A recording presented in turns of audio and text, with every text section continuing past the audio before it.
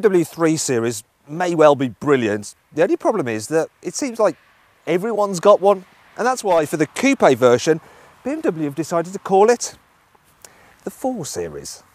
The car is actually lower, wider and longer than both the old 3 Series Coupe and the new 3 Series Saloon. In fact, externally, the only body panel it shares with that car is the bonnet. The rest of the exterior is bespoke. If you look down here, you see the nose is more aggressive, and this lower part of the grille has been redesigned as well. At the side, you get the air breathers of the 3 Series GT for improved airflow, and being the coupe, of course, you've got these posh frameless windows. Now, if you ignore the wing mirror up, the widest part of the 4 Series is this rear wheel arch, and it's more prominent, and that's to give the car a muscular stance on the road. And if you come to the back, the way the boot lid has been designed, it kicks up at the back, so it acts like a little spoiler, so you don't need a normal spoiler. Inside, however, the differences are less noticeable and are limited to unique trim colours. But that's no bad thing, as inside the normal 3 Series is sufficiently sporty and luxurious enough already. Actually, there is one difference. With the 4 Series, you have a seatbelt butler, which when you shut the door, look, he hands you your seatbelt. You also get some improved specification over the normal 3 Series, so stuff like xenon headlamps, leather seats that are heated, and front and rear parking sensors, they come as standard.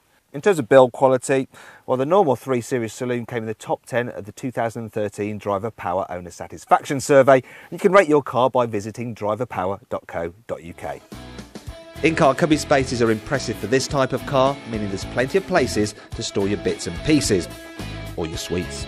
Now's the bit of the review where I show you the boot, but oh no, my hands are full with bags and I can't possibly put them down.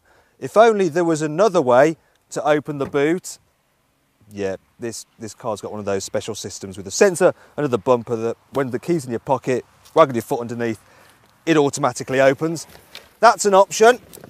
Now the boot itself, well, check it out.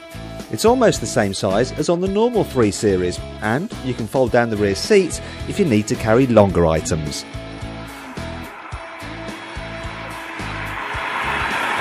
The 4 Series is a great car to drive, and it's got a wide range of talents.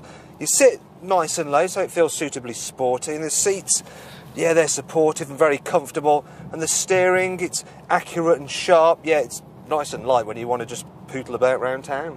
Also, because the car sits lower and wider than the 3 Series Saloon and has more sporty suspension settings, it feels slightly more agile. No, it's not a huge improvement, but then the 3 Series is a great handling car to begin with already, isn't it?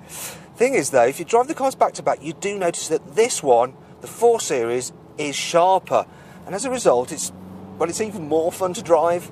At the moment, the 4 Series is rear-wheel drive only. However, BMW will be adding xDrive all-wheel drive versions to the range soon, so you don't have to worry about getting stuck if it snows. You don't have to worry about performance either, because the 435i has a lovely straight-six turbocharged 3-litre engine, which can do 0 to 60 in a little over 5 seconds. But if that's not quick enough, there'll be an M version on the way soon, which will have around 440 horsepower, and that should be mental. The sensible choice though is the 420D, as it's still quick yet can top 60 miles per gallon. Trouble is, that engine at idle and at low speeds, it's just a little bit rattly and noisy.